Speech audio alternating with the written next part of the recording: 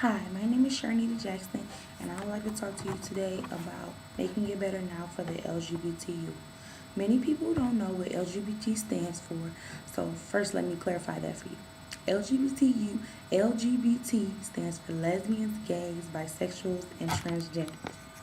In saying that, I hope you enjoy my speech as much as I have enjoyed writing it. I ask myself the question every day: how can I make life better for the people around me?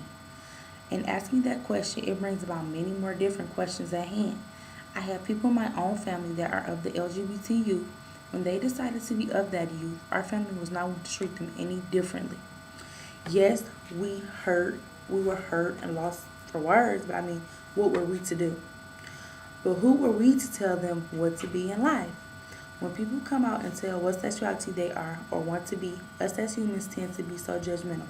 Why is our society so quick to judge others? That I will never know. I think how I can, as a young person, step up to the plate to make a difference. Why should the LGBTU have to put up with bullying and harassment? Just the other day, I read an article. It was in a newspaper. It was about a young man who committed suicide because he was gay and he was harassed all of his life. If a person feels they would like to be of a different sexuality, let them do so. It's their life, you have yours, so why can't they live theirs? I was told as a young girl that you should never judge a book by its cover, meaning if you don't know the person, who are you to judge them?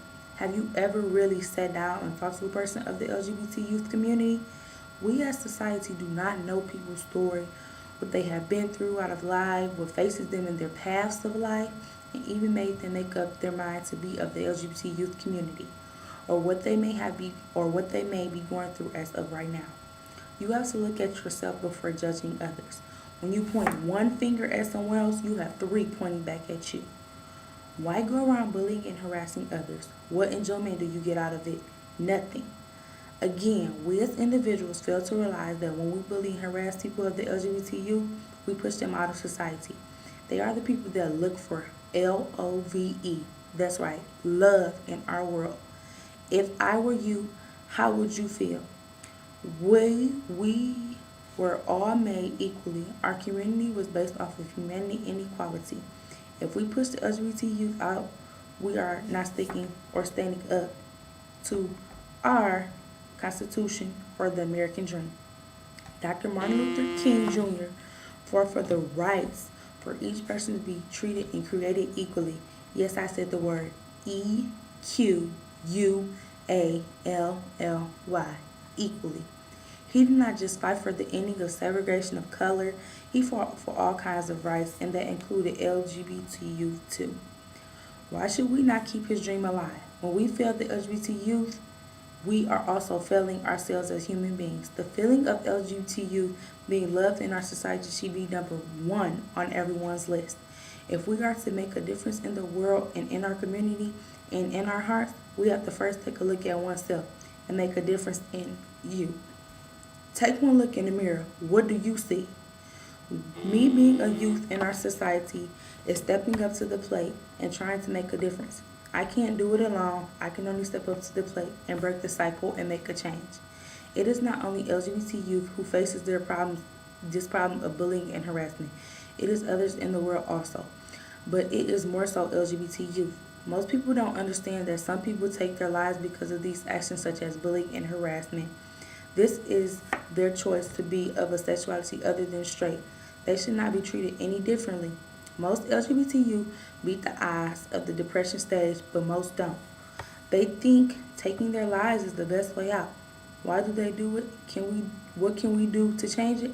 Step up as I have done. They do it because, like I stated, before before the loss of love and care for themselves.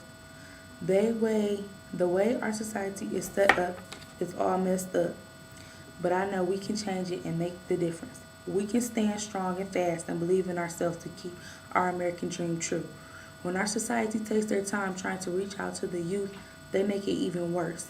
Every moment we wait and not do anything, life is lost. And another child is being brought into this place we call the world and life.